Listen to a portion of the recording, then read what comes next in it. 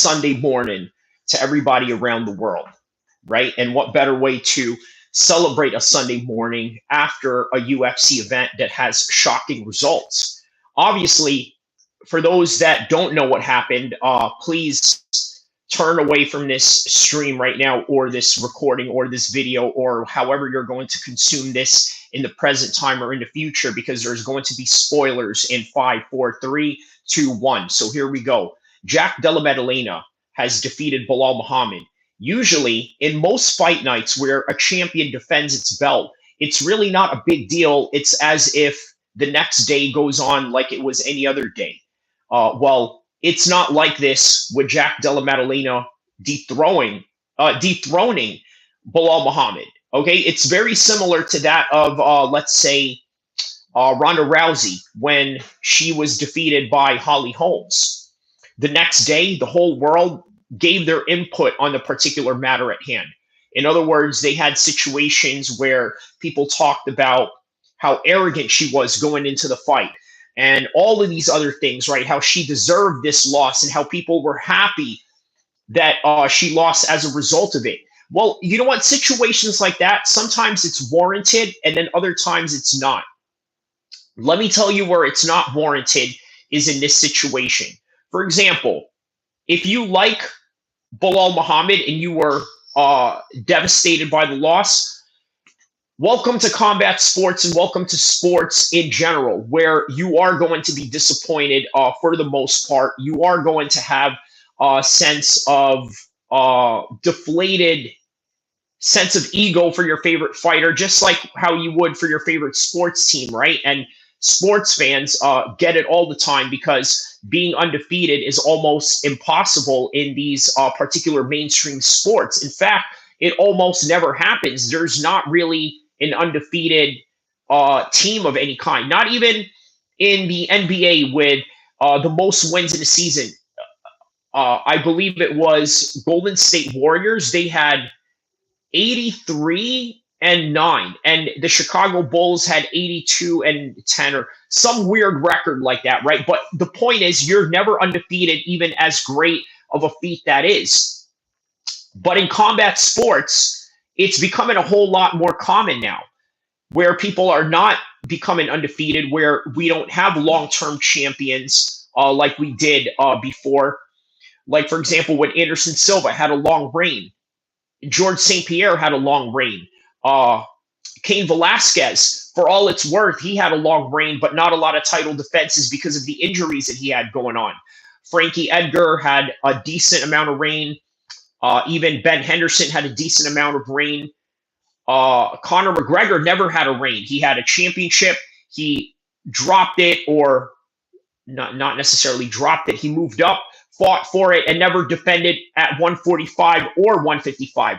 That's the common trajectory of Conor McGregor. But once again, he sort of built a different era, right? Where Conor McGregor built this different outlook of not really caring about taking title defenses, but rather taking the biggest fight possible that is in front of you. Nate Diaz, a big fight that was in front of him.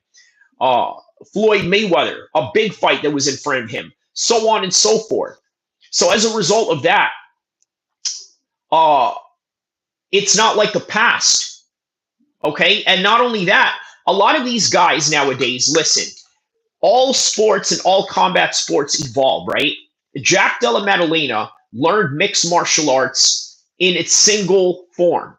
Okay, he didn't learn the single compository sports of wrestling, kickboxing, boxing, none of that. He learned it from the very beginning. And I think there was a slight advantage of that. Paul says, "What up, Brody? What's going on, my man, Paul? What did you think of the fight last night?" And it's great, by the way, coming back after that 7-day suspension that I had due to the Canelo fight. So I don't know what happened. I appealed it and this and that, but let's just say that we're working behind closed doors to get that all situated. But here I am nonetheless. So shout outs to Paul in the chat right now. So yeah, going back to the topic at hand, it's not like the way that it was before. What we have going on today is a much high level of mixed martial arts, to where the changing of the titles is going to become a lot more common and common. right? Paul says, didn't catch the fight, unfortunately. Who's your favorite fighter? My favorite fighter? Right now, I don't really have a favorite fighter, right? I don't think as a content creator of MMA or a competitor of MMA or anything like that, you should have a favorite fighter. But I will say that I enjoyed the fights last night. I enjoy when Islam Makhachev fights. I enjoy when Khamzat Chimaev fights. I also enjoy when John Jones fights. But I also enjoy when John Silva fights, even though I don't agree with him politically. Diego Lopez says, man, I'm happy JDM won. Okay, but I really wanted to see Ilya versus Islam.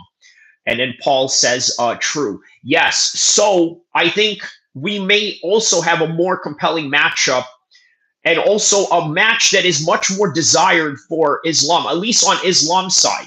Because here's the thing, for Islam to be, what do you call it? For Islam to be, how do I say this? A 155 champion beating up 145ers, it doesn't look good for his legacy, right? This is what he's concerned of. But Jack Della Maddalena, big athletic guy, okay, well-rounded, now the current champion, even though I may see it as an Eddie Alvarez, Conor McGregor situation with Islam being Conor McGregor in 2016 and Eddie Alvarez being Jack Della Maddalena as this sitting champion that's just waiting to be fed. Within that comparison, it's still a compelling matchup for Islam because it's a bigger challenge. And as a result of that bigger challenge, I think that Islam is going to be a whole lot more intrigued fighting JDM than he would be with Ilia Topuria because of the stigma coming at the fact that even if it was a big win against Ilia Topuria, and believe me, it would be a big win, it would make him look like a weight bully. And that's not what Islam Makhachev wants to do. So this was the best case scenario.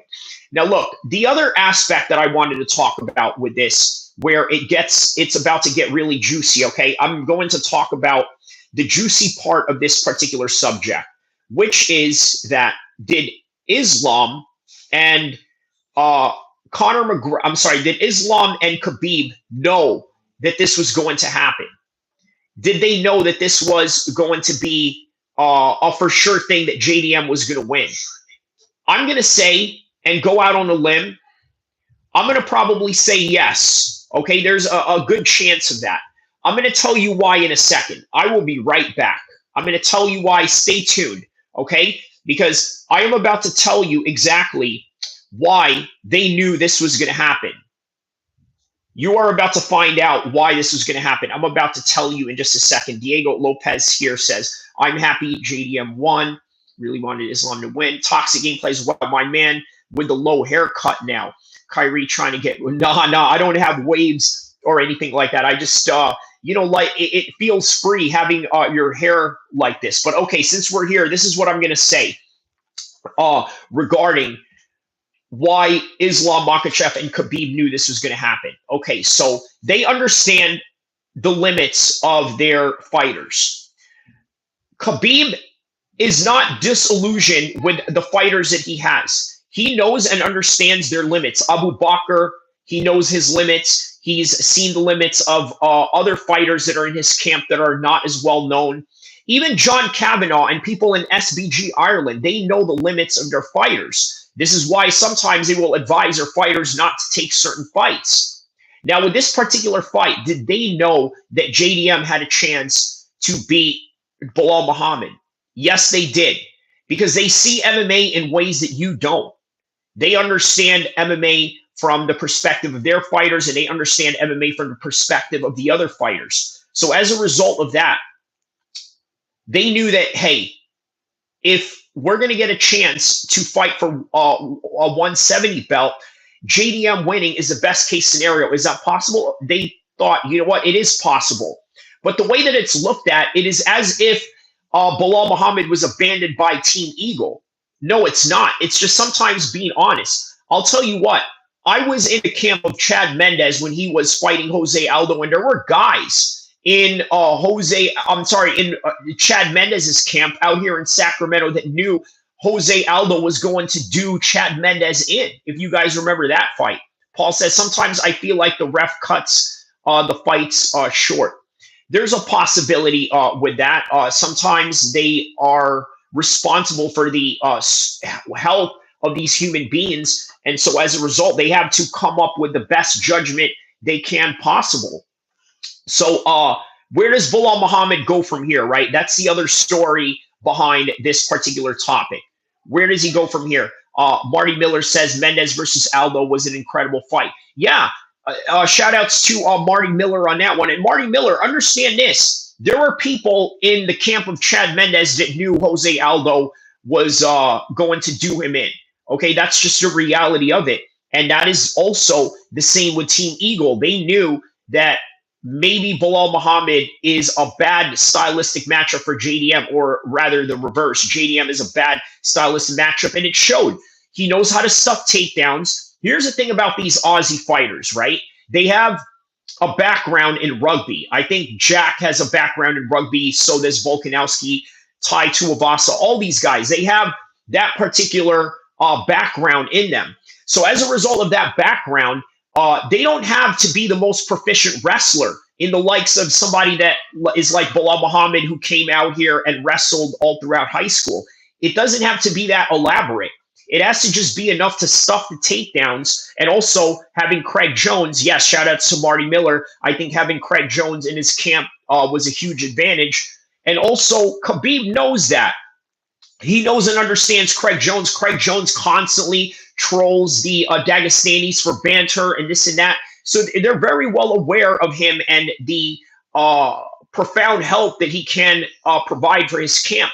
So as a result of that, yeah, Mumu124 says, I think a bad game plan by Belal. He should have mixed it with the takedowns a lot earlier. He tried, but he couldn't. And that's why Jack, with his rugby background and his grappling prowess coach in the likes of Craig Jones, really helped them with that. Mixed with the takedowns a lot earlier, even defending takedowns will tire you out. Yes, that is correct. Marty Miller 65 says Volk did an amazing job in the grappling exchanges versus Islam too. He definitely did. So that right there are the factors of the plot behind the scenes, why Khabib knew. And not only that, listen, here's the other thing that you have to understand, right? Human beings are extremely complicated, right? So there's nuances in the type of choices that they make, right? This is why often you would hear situations of people that are in, let's say, less desirable relationships or whatever, right? And why is it that they continue to stay? Is it Stockholm Syndrome? Maybe a little bit of that. Or is it just the aspect of just, being used to whatever it is that you're used to? But on any regard, Marty Miller says, Volk did an amazing job in grappling exchanges versus Islam too. Correct. And that is where the rugby background came into play, especially with being able to stuff the takedowns. And again, in MMA wrestling, you don't need to be a Division I or an All-American wrestling. You just have to be proficient enough. But in reality, what's really showing is that striking is a very important aspect of mixed martial arts in the modern times, right? If you can't strike, you can't win. And the guys that can strike, that's it. Paul asks, how long would you train before going into the UFC? How long? Well, it depends on each person in each level, Paul, to really answer that question. It would really depend on individual needs. Marty Miller asks, absolutely. We saw that in the Bo Nickel fight. Correct. And this is what I mean. Bo Nickel and D. Ritter, check out the video that I made on that particular topic. When it comes to wrestling, okay, and MMA, they are two completely different things. MMA wrestling and freestyle wrestling are two different things, and they can't be misconstrued as one and the same, right? D. Ritter, as I mentioned in the video, showed why he was the more proficient mixed martial artist. And Bo Nickel is just a wrestler trying to mix up these new things that he has going on. So understand that there's a difference between being a proficient mixed martial artist, and then there's a wrestler who's just trying to mix up all of these other things in the light of trying to be a mixed martial artist. Abdul Rahim says, hi, everyone. How are you all doing? Blessings and greetings. Like and share and subscribe. You're so intellectual, intelligent, hardworking, knowledgeable, educated and know everything about boxing in the UFC. Thank you so much, Abdul Rahim. I really appreciate that. Paul says, okay, so 100 men versus one gorilla. Who you got if 100 fit men, perhaps 100 of the heavyweight fighters? So, okay, I'm going to answer that question, right? I think this is a very ridiculous question. And I understand that it's gone global and trending due to one person on Twitter asking a simple question. And now the whole humanity wants to get in on this particular topic to feel connected, to feel a sense of belonging, to feel a sense of community. I understand that. Here's a reality of this subject. It's human cruelty to go after other animals. Now, is it possible? Maybe, maybe not. It would depend on the men. But either way, why even entertain it if there is an issue of animal cruelty in play? But I will agree with Marty Miller here where he says endurance is going to be the biggest factor in the gorilla debate. Correct. Because if you look at the gorillas, they don't really do anything. And as human beings, we are very much flexible. Not only flexible, but also very durable and adaptable, more importantly. Everybody that's in the chat, don't forget to hit the like and subscribe button, y'all. And shout out to Abdul Rahim for his comment right here. Matter of fact, maybe I should pin this message right here. Shout out to Abdul Rahim on that one. Very positive message. And of course, shouting me out for the hard work that I try to do for you guys here. So, okay, the other subject of that, we talked about the storylines and the plot behind Team Khabib Islam in the UFC, right? More so on that, the UFC, they don't have favorites. What they have are multiple scenarios where they win.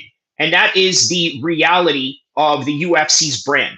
Okay, they create multiple scenarios where they can win. If Belal was to win last night, the UFC can win because they have a PR team that can facilitate that. If JDM was to win tonight, they have other options that can still make them win. And they have fighters that they can match Jack with and a whole bunch of other media that can help him with that particular segment of promotion and distribution and things of that nature, right?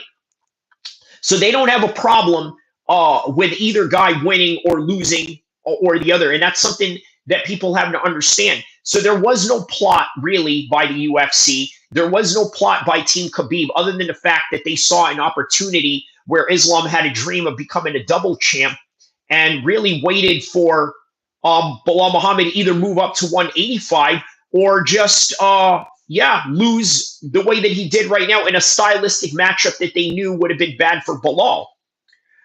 So Marty Miller says, couldn't agree more with Abdul. It's nice to listen to someone that actually knows what they are talking about. Shout out to you with that fist pump, Marty Miller. Abdul Rahim says, I watched the boxing matches featuring Cache versus Wood. Okay. And then Fury. Oh, yeah, that's right. That's right. Okay. That part I didn't see because obviously I was too busy with the UFC, but unnamed opponent and UFC fights. Okay. So that's what was going on this weekend.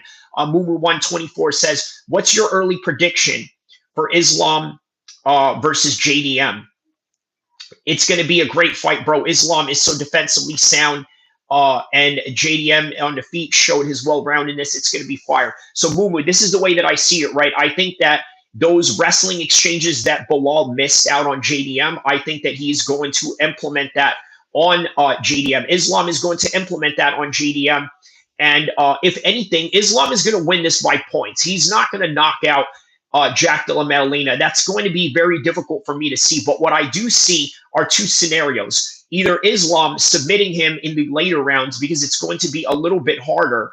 But then I don't even see that because he trains with Craig Jones long enough. And then on top of that, they have a full camp where they focus on specifically Islam. I mean, he can mitigate a lot of that. I think Islam is going to win by a decision. He's just a little bit more well-rounded than JDM, but you're right. The fight is going to be fire nonetheless. So speaking of which, let's get to a boxing segment of this particular talk, right? The boxing subject of this particular talk. Obviously, Crawford is set to take on who is Crawford set to take on? Canelo. He's going to take on Canelo. I compare this fight, believe it or not. You would not believe who I compare this fight to. Okay, I compare this fight to JDM and Islam Makhachev. Now, why do I say that? Why do I compare Crawford versus Canelo as to JDM versus Belal Muhammad? Well, I'm going to tell you why. The size factor. Okay, Jack Della Maddalena has that over Islam. The skills factor. Crawford has that in the way that Islam has that against Canelo. That's really all there is to it. The size difference. Obviously, JDM is not a superstar the way that Canelo is. He's a bit of a ginger. You could draw comparisons in that and whatever genetic factors that may come into play with that. But on any regard, that's the matchup that we see. Crawford versus Canelo are like JDM versus Islam in MMA. And this is the reason why. The size, the skills, and not only that, just the comparative matchup. We're not talking about superstardom. That's not what we're comparing here. We're comparing just the size alone. See, Jack, he's very proficient in what he does. Very proficient. And yes, I think that he can present some problems for Islam in that, but I think that Islam is just a little bit more well-rounded than he is. That's just the true to God honest statement that I have about that. He's a little bit more, he's a lot more well-rounded than, I don't like how John Bones Jones kicks in the knee. It's such a dirty move. Well, you know what? It's a very effective move, though, Paul, if you think about it. Marty Miller, 65, says, I honestly don't know much at all about Crawford. I can tell you Crawford is as skilled as Floyd, but also hits as hard as Canelo. That's the best way I could describe Terrence Crawford. So this is why it's going to be a very dangerous matchup for him to deal with. It's really going to be dangerous for him to deal with. I mean, there is not a doubt in my mind that this fight for Canelo is dangerous. Crawford will beat Canelo. I agree. I wholeheartedly agree with Toxic Gameplays on that one. I am on Team Crawford on this one. I think that he is going to be a very bad matchup. Paul says knee kicks should be illegal, worse than back of the head elbows. I don't know, man. I don't know if getting rid of that will help improve MMA in any kind of way. I think that, look, it's an effective move. To be honest with you, it's something that I absolutely practice, right? Not only in sparring, but also, by myself when I'm hitting the bag. It's a very effective move. Especially in a street fight. But one tolerance over the other may vary on that particular subject. Toxic Gameplay says Teofimo needs to lose his belt. Yeah, man. There's some controversies going on with Teofimo Lopez in that particular subject, huh? Knee kicks are effective, like you said. Why do you think they aren't many guys that use it? It's just not a common practice. I think a lot of guys and a lot of different MMA gyms, in particular, a majority of MMA gyms are Muay Thai centric in striking. And the Muay Thai centric striking is really just basic. There's not a lot of footwork that's behind it. Also, you take a look at the Ayman Zahabi and Jose Aldo fight yesterday, right? You want to talk about traditional Muay Thai.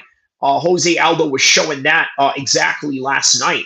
So, again, that's the reason why a lot of guys don't use it, because it's not really that common to practice in a gym and in a league, and also in a community of MMA that's a copycat, circumference of each other, right? So in other words, they all copy each other, and there's not a lot of creativity. But then the guys that have creativity, like John Jones, like Sean O'Malley, they do tend to sort of provide new techniques in that matter. So does Conor McGregor as well. Toxic Gameplay says, bro said the N-word. I know. Paul says, kneeing your opponent while they are still on the ground is also effective yet illegal. Yes, correct. I saw that one soccer kick that Jose Aldo was about to throw at at Ayman Zahabi as soon as he got him down. But I mean, obviously that wasn't called on or anything like that. But yeah, um, Marty Miller 65 says fair point, Paul. Paul says I'm black. I can say it. LOL. Paul says thanks, Marty. All right, awesome, man. Shout out to everybody interacting down in my chat. Everybody around the world, don't forget to hit the like and subscribe button.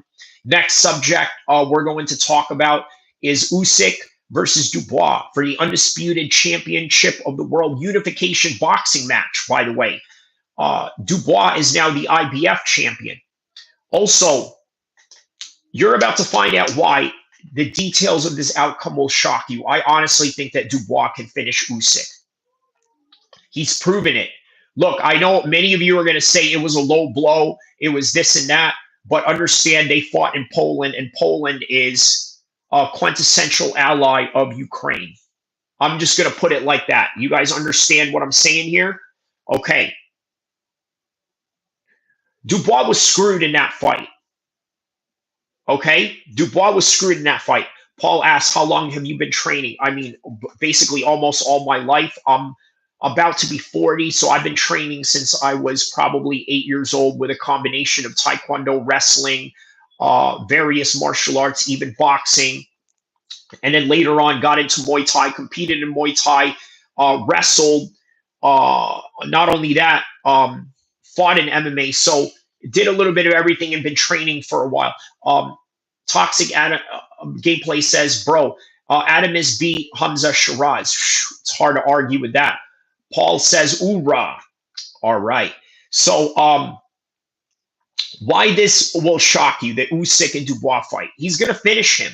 It showed in the first fight. The politics did not allow Dubois to win. And as a result of that, this is what we get. But what we will get out of this is a sure winner. And that sure winner is going to be Daniel Dubois. I think that he has Usyk's number. I think that if Usyk is going to start failing his body at some point, it's going to be right now, right? And Dubois right now is very young. Look, let's take a look at the age of Daniel Dubois right now, okay? What is the age of Daniel Dubois? By the way, I have an interesting historical background on Daniel Dubois here. He's 27 years old, okay? And did you know Dubois seems a little slow? He is. Raleigh style beating. Toxic Gameplay says, are you talking about Usyk and Dubois? Yeah, I would say that is going to be, and John Fury has no doubt Usyk wins versus, oh yeah, he says he has Usyk winning that one. I doubt that. Yeah, he's picking Usyk to win. I don't agree with John Fury on that one. The ancestor of Daniel Dubois was a former slave that killed their slave master. It was a female, right? She knocked her out with one punch, ended her life, and as a result of that, they wanted her to come in and compete in bare knuckle boxing. Okay, so after competing in bare knuckle boxing, it grew to become the legend of Daniel Dubois. Now, if Daniel Dubois seems a little bit slow, I mean, look, here's the thing, right? A lot of boxers are slow. I think they are a whole lot slower than most MMA fighters, because most MMA, and I've been to both types of gyms, okay? Don't get it twisted. The majority of people that I know that are going to boxing gyms are usually like hood type of people, right? Urban. In MMA, it's a little bit of everything, a little bit of mixture of professional people, people that do different jobs, people that come from different backgrounds, and things of that nature. Marty Miller says, when you're done with boxing, can we hear your thoughts on O'Malley versus Merab? Yeah, I think that match is going to be no different than the first one. It's just going to be a rinse and repeat of Merab taking him down and this and that. But O'Malley really has to catch Merab in order to beat him. And then Dustin versus Max. I think this is Max's time to actually beat Dustin. Dustin is a little bit damaged. Max is not. Max barely spars, and I think that preservation of his head is going to help. Robert G says, hey, Abdul, have you seen you around in some MMA chats? Did you enjoy JDM versus Belal? Oh man, yeah, it was a great matchup. Even though I was disappointed in the outcome. Shout out to Robert G. Toxic Gameplay says, yeah, bro, this guy in my old gym, Chris, used to sell stolen phones at the gym. I mean, that's the type of stuff you get in MMA gyms. I mean, in boxing gyms. You know what you get in MMA gyms and mostly in jiu-jitsu gyms? You got guys that can help you with your homework. I mean, that's a little bit of the contrasting cultures in that. But we do have hood MMA people too. Marty Miller says, I agree. B. Fairchild says, JDM will kill Islam. We will see. Paul says, how do you think Mayweather would do in MMA? Very horrible. Remember when the black guy, I can't think of his name right now, had joined the UFC. Oh, James Toney. Yes, James Toney when he fought Randy Couture. Marty Miller says, I agree with that one too. Max took the fight on short notice so that he wasn't a true lightweight the first time they fought. Yeah, James Toney. It was James Toney indeed. So yeah, this outcome is going to shock people. I think that Dubois is going to do him in. I think that he is going to win this fight. There is not a single doubt in my mind that he's going to win this fight. And as a result of that, well, maybe Dubois is going to fight Fury next. After that, I mean, man, sky's the limit. But he's got to get through him first, and then when he does, he's going to change the landscape of the heavyweight division. He was a heavyweight fought Brock Lesnar. Yeah, Randy Couture fought Brock Lesnar, and that's how Brock Lesnar won the title. Wait, what was the guy's name that JDM gave facial reconstruction to last night? Oh man, yeah, it's Belal Muhammad. But I don't know if you're being funny or being genuine. But yeah, it's Belal Muhammad. Paul says he was a street fighter. Was he? Okay. So we covered every subject that I talked about in the description, right? We talked about the storylines involving behind the scenes plot made by Team Khabib Islam in the UFC regarding JDM. Where does Belal Muhammad go from here? He can absolutely fight Usman next. Okay, that's the next course of action. I don't think they're going to give him a rematch. You know how that goes. Guys like him don't get rematches. Don't look at me. I don't like it. But that's the reality of UFC's company policy. Jack Della Maddalena, he's going to fight Islam next. He's going to make a lot of money.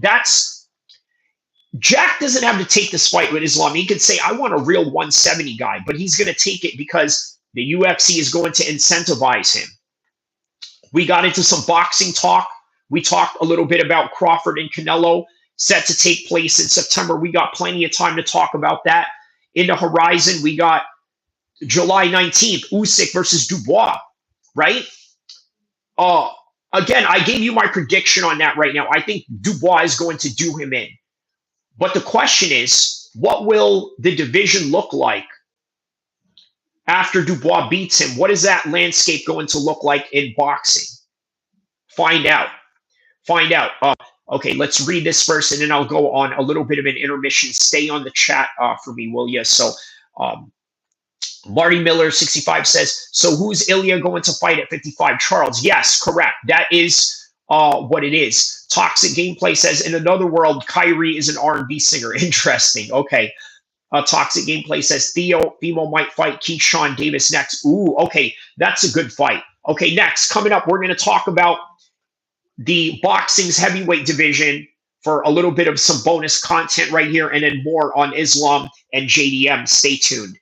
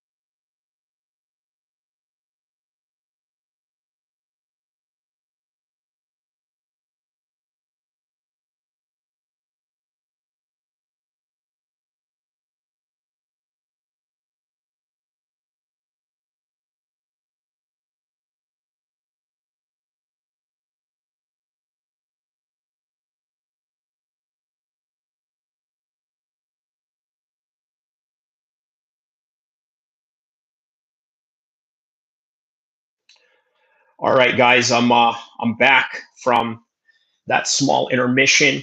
Uh you guys know MMA Guru, right? So even though I'm a lot more athletic than him, I'm a better fighter than him, even though yeah, all these things are true, better athlete, all these things, right? Stronger. He's still younger than me. There's one thing that has an advantage of where he can sit in a chair for 20 hours of a time with no problem.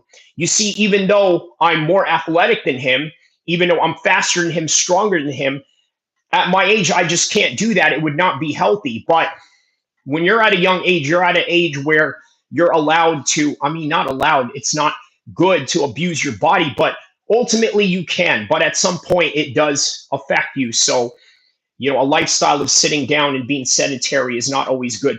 But on any regard, here we go. Let's get to the next topic at hand, as I promised, right? What will the heavyweight division in boxing look like right after Dubois beats Usyk? Because that's my official prediction, and I could be wrong, but we're going to hypothesize a world of Daniel Dubois as a undisputed heavyweight champion of the world. And what a great story it would be, right? His ancestor, who was essentially a slave, killed the slave master with one punch and then got put on in a bare knuckle prize fighting setting, only to turn their family into a fighting family for generations on until Daniel Dubois becomes the undisputed champion of the world. What a great story, right? Let's read some chats that I've missed while I was gone here. Marty Miller says, damn, I don't know much about current boxers to comment, but I definitely be back again to talk MMA. Thanks, brothers. Shout outs to Marty Miller on that. Paul says, Kimbo Slice. That's his name. I remember now. He joined the UFC. Correct. Okay, yeah, the Kimbo Slice, who was sort of an experiment, right? He was a street fighter turned into a mixed martial artist, or created an intrigue for people to see him in MMA as a result of that. Paul says, UFC is my favorite sport, by the way. I couldn't agree with you more, brother. That is why I have so much passion in doing these videos for that reason. It's the only sport that makes any sense. Correct. And not only does it make sense, the storylines behind it are so compelling that it makes sense why some of these guys have the kind of conflicts that they do, especially on a professional competitive level. Paul says, you almost couldn't pay me to watch foot or basketball. I don't blame you. Even though I've have connections in the sports industry and things of that nature, I'm talking about mainstream sports industry, not just MMA. I share your sentiments on that. Toxic Gameplay says, did you see Navarreti's controversial win? No, unfortunately, I didn't. I was busy covering MMA. JDM might beat Islam Fiver says, that's an interesting point right there. Paul says, you ain't killing nobody with one punch unless they like 89, LOL. Yeah, well, I mean, that's what the legend says according to the historical accounts and the historical accounts of the Dubois family. Fiverr says Sabu died. Oh, man, the wrestler from ECW. Wow, that's crazy, man. I wonder what he had died from. What's crazy about that is a lot of people often joke about, oh, this wrestler died, or did that wrestler die yet? But there's a stereotype with a lot of these wrestlers dying at a very young age. So, yeah, I wonder what's up with that. So, okay, let's look at the heavyweight division right now, right? Heavyweight division in boxing.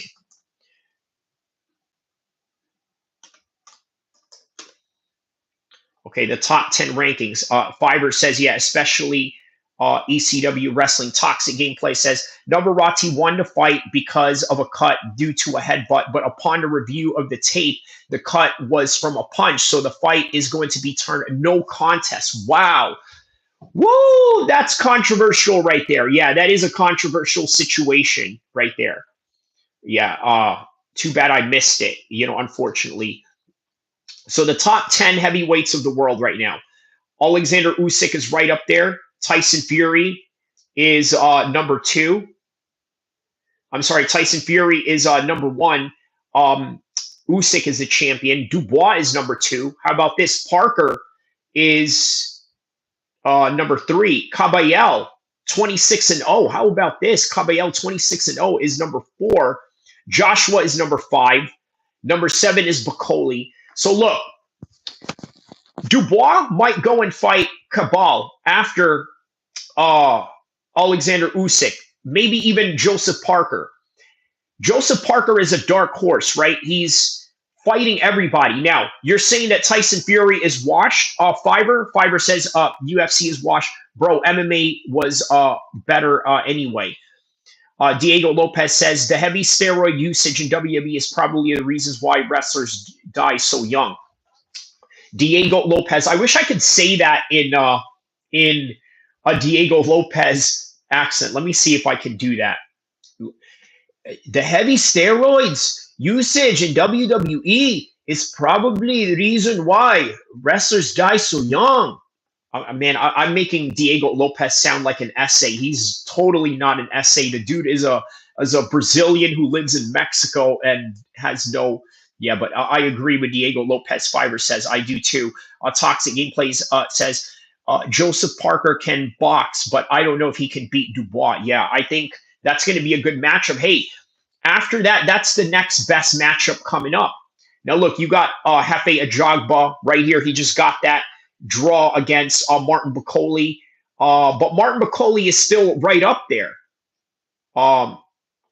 Where's Martin Bacoli at? Dropped out this month. Oh, yeah, they had Franklin. He fought. Okay, yeah, so he was supposed to be in the rankings. And then how about this? Joe Torres Jr. Who is this guy? 13-0. Number 15 in the world. Who is this Joseph Richard Torres guy? Anybody know who? 6'2"? Okay, so he's a 6'2", undefeated heavyweight. Southpaw. Very interesting. Okay, IBF number 12. All right, so just all these new heavyweights that a lot of people haven't seen yet. Now, how about this? What if they offer Dubois Tyson Fury? That's a fresh matchup. Not as badly damaged as Anthony Joshua. I mean, he badly damaged Anthony Joshua. We even want to see a rematch between him and Anthony Joshua? But being that Anthony Joshua has star power behind his name, he can absolutely get that matchup against Daniel Dubois as an undisputed heavyweight champion. More importantly, Tyson Fury benefits also from that because he was never really badly damaged from Alexander Usyk. He didn't really badly damage him in that regard. So I think that it would be sensible for him to possibly get a shot, and not only get a shot, but also be a big name behind taking that shot, right? I mean, look, Daniel Dubois is going to need big names if he's going to become champion. That's just the bottom line about it. He needs big names. He needs big names to help him, I guess, for his bottom dollar, right? Anthony Joshua was a big win. I think that his celebrity status sort of rose a little bit bigger than that. But, you know, Daniel Dubois is not a media trained kind of guy. He's not the kind of guy that's going to go out there and campaign or this and that, or what does he say? Okay, so Toxic Gameplay says Joseph. Okay, we read that one. Toxic Gameplay says man sounded like Kyrie Abu El Sanchez. Oh man. Oh man, sounded like when I was doing the impression. Okay, Toxic Gameplay says LOL. Toxic also says Martin Bacoli is built like a fridge, hits like 1-2. Yeah. Tyson Fury versus AJ should be better. Correct. Maybe for like a co-main event with Parker and Dubois in the bill, right? How about that?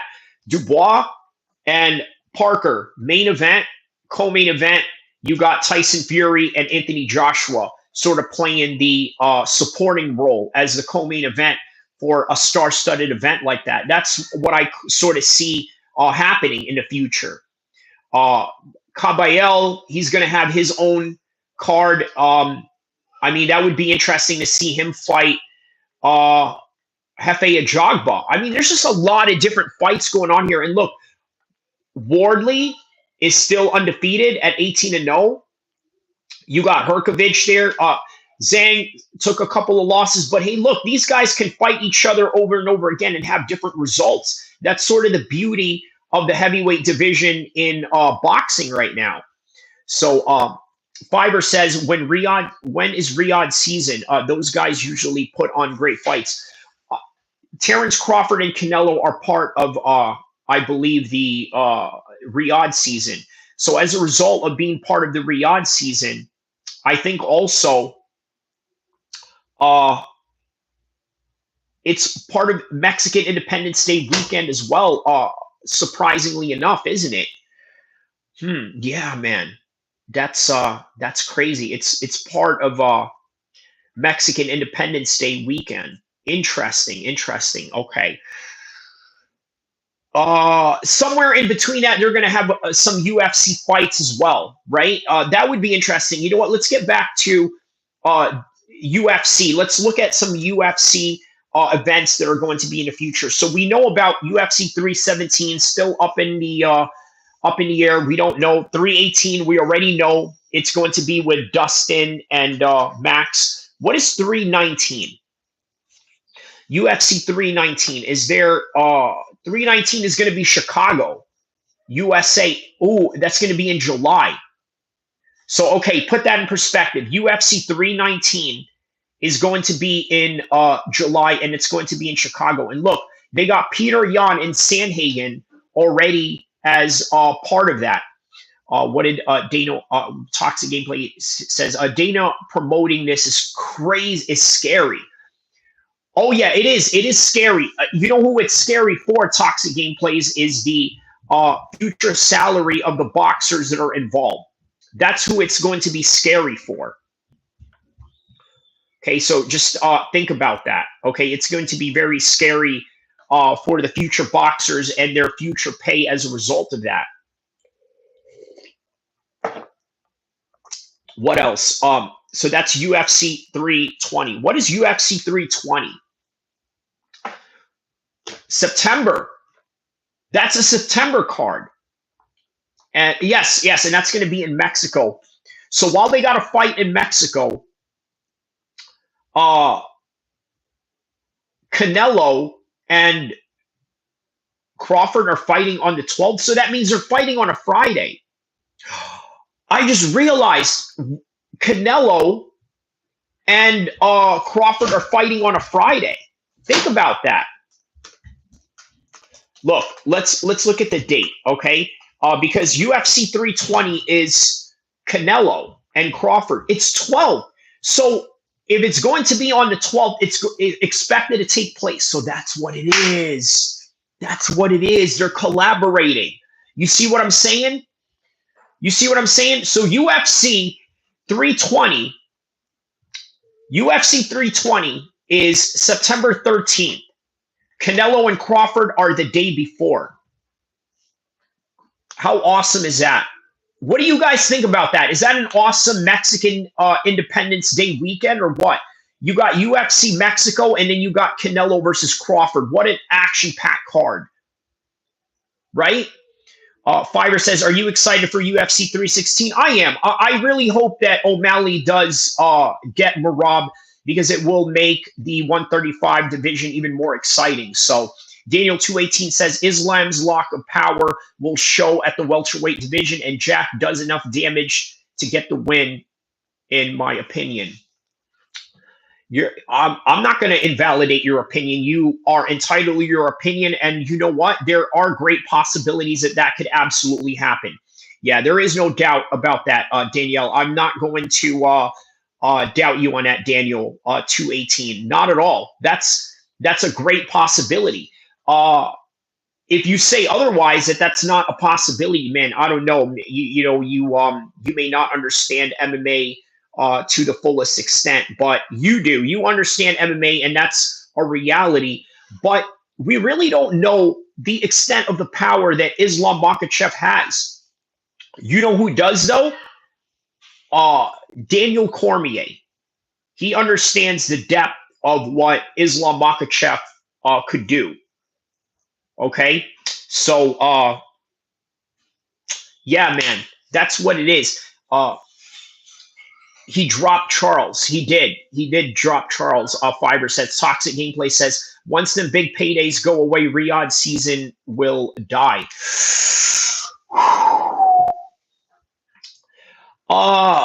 Once the paydays go away, yeah, Riyadh season will die. Well, here's the thing, right? Riyadh season is a Saudi entity. I don't think that their money is ever going to die. In fact, the reason why they got into these sports conglomerate ventures is because of the fact that they know and understand that oil is not forever. You see, oil reserves on the ground are limited for a certain amount of years. That could be hundreds of years. That could be a couple of years. But they understand that it's limited, so they're trying to create new resources. As a result of that, well, this is the current resource that they have going on.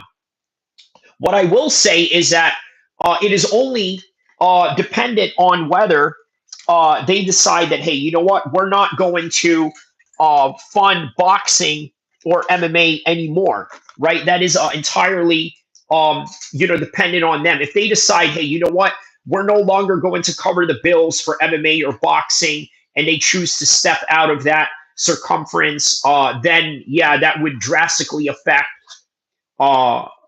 mixed martial arts and boxing. And in fact, even just digress back to the 2010s era, which I got to tell you, as dark as that era was for boxing, it was fun. If you remember, it was the same era where not only I was watching the George St. Pierre era, but it was the same era where David Haye and Chisora got in that face-off, and he elbowed Derek Chisora. And I was like thinking, wow, man, David Haye, I think, trains a little bit of Muay Thai on the side for him to be throwing bows like that. Fiverr says, where do you rank Floyd Mayweather on your all-time boxing list? Probably top 3, I would say. Right? He went out on his own terms, and that is the beautiful thing that you could ask for in anybody's career. Being able to go out on your terms. If you can go out on your own terms, boy, let me tell you, that is a great career to have. Fiverr says, I have him in top 5. I agree with your assessment on that particular matter. I can see that. So we got about 5 more minutes into this chat right now.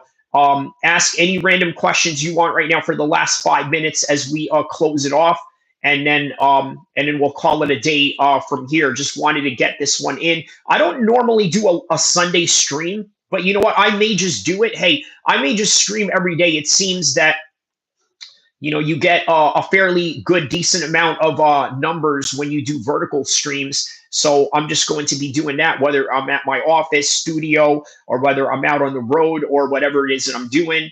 I'm just going to do these and talk about MMA and share knowledge and wisdom and information with everybody. Not just me sharing knowledge with you, but you guys sharing knowledge with me. And that is primarily what I want to create this to be. I see you have a telescope. Do you like space?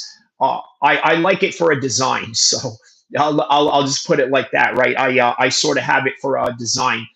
But yeah, if you have any questions that are regarding telescopes, my love for space, or any type of outdoor adventures, we can get to that. We got about 4 minutes before I close this off. I wanted to get like a full 1 hour. Just to kind of get the full 1 hour in and whatnot. So we'll talk about JDM and Islam, right? Why this is going to be a hard matchup. Someone said on the chat earlier that Islam's power might get exposed at welterweight. Here's the thing, right? Like I said, we don't know the extent of the power that he has beyond 155, but what he has shown at 155 is that he does have serious power. That power, can it translate to knockout prowess in the welterweight division? Well, that unfortunately remains to be seen. What we do know of Islam is that he's knocked guys down. He's knocked people out, whether that is a person who is featherweight going into light. Here's the thing with this whole, Volkanovski is a featherweight. Yes, he's a featherweight, but he's a big featherweight who was a former 200-pounder, right? He was literally the quintessential, I'm not going to say the same size as Islam because obviously there's a height differential there. But on any regard, he's a big guy for his weight class, just like Islam is a big guy for his weight class. And you know what? I think for a long time, Islam has really drained his body. Also, here's another thing. You don't know how hugged up Islam is going to look in that weight class. Fiverr says, I don't think Islam would KO JDM, but I can see him shooting takedowns and submitting him. Precisely. That was my official prediction, Fiverr. I said that he's either going to beat him by decision because it's going to be a hard-fought matchup between him and Jack. You can't take this away from Jack. Jack is going to be a serious problem for Islam Makhachev. There is no doubt about that. It's going to be a serious problem. But I think that Islam has showed plenty of examples where he can persevere through getting hit, getting knocked down, getting taken down, and also fighting off of his back, because the Dagestanis are known for fighting, how do I say this, on top, right? Top control positions, all of that. They're known for being able to do that. But are they known for fighting off their back? Islam has showed that in the Volkanovski fight. But on any regard, this fight with Islam Makhachev and JDM, it's going to be a tough one. I don't know when they're going to do it, but let's see. I think that's how we're going to close this out. We're going to find out when they're going to do it. Marty Miller says, I'm dominant positions. Fiverr says, but Jack can defend takedowns like Volk did in the first fight. Yeah, that's what I'm saying. He can absolutely defend those takedowns, and it's going to be very difficult. So let's see. When is the UFC 318? UFC 318. That's in, okay, so now UFC 319. Let's see, that's in Chicago. List of UFC events. Let's see here. Okay. So May 17th, okay. Not yet. Okay, so way past September. So maybe they're going to do a February card in 2026. Okay, because it looks like all of or maybe November, December, something like that. Yeah, that's where I think he, okay. Marty Miller says in dominant positions, as he needed to correct himself on that one. All right, so with that in regard, yeah, that has been a 1 hour stream that I did for this particular topic. Let me give you guys just a little bit of a breakdown and some recap of what we talked about, and many more. By the way, this isn't all that we talked about, but many more. I mean, we obviously just talked about future dates for the UFC.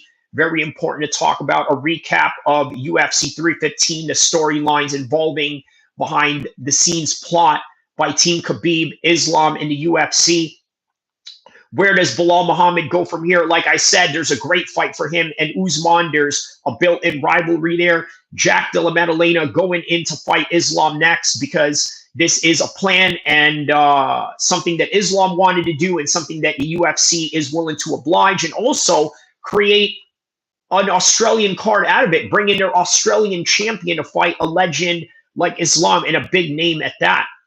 Also, we talked about boxing, Crawford and Canelo coming up in September. We also found out that's the same week where UFC Mexico is going to have that in the same weekend, but Crawford and Canelo are going to be fighting on that Friday. Islam and JDM set for an Australian card according to Dana White. We talked about July 19th. That's also a stack day. That's also where UFC 318 is going to be at, BMF card, and not to mention also the Manny Pacquiao fight that I had mentioned on my video, where I thought that he's just being an old delusional idiot coming out here fighting at 46, especially at his weight class. But again, you never know. He may come and shock us and change all that. But also on that same day in England, July 19th, 2025, Wembley Stadium, Usyk versus Dubois for the rematch. I predicted that Dubois is going to win this one. Am I right? Am I wrong? Who knows? We will see. But by the end of the day, that is all that we have for this one, guys. Do not forget to like and subscribe. Hit the share button. Hit the like button. Let everybody know the new hottest content in MMA and the new hottest content in YouTube regarding MMA, boxing, and everything in combat sports, inshallah.